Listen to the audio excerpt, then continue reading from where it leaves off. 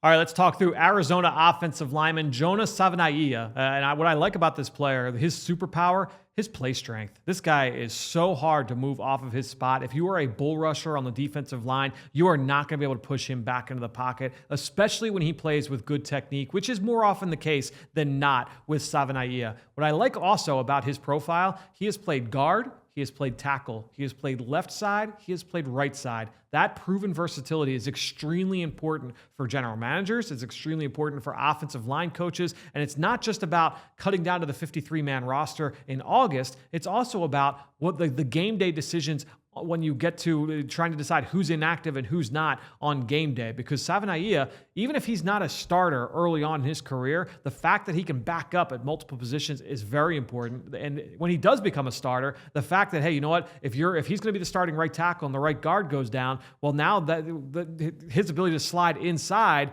that gives you more flexibility in the back end of your depth chart to decide who's going to be active and who's going to not be inactive. So I think when you're looking at Savaiinaea, again, 3-year starter, he's got the versatility to play both spots and play left and right. And what I like most is that he wasn't afraid to turn things down. Look, it's late in the season here in 2024. Probably had an idea that he was going to be declaring for the draft. They had a spot open up at left tackle. He had not played on the left side previously, and they said, you know what, can you make that move? Some guys would not be open to doing that so late before the pre-draft process because you might look bad. And guess what? He gave up a couple sacks. He gave up 3 sacks in his final 3 games playing left tackle. Looked a little bit unnatural over there, but I honestly give him a lot of credit for being open to that decision. So ultimately, when I look at Savaiinaea, weaknesses, he's probably more guard than tackle at the end of the day. That's probably the ideal landing spot for him. I don't know that he has ideal feet, ideal range to be able to protect against NFL speed off the corner. I do think that he can hold up a tackle if you needed him there in a pinch, but ideally you probably slide him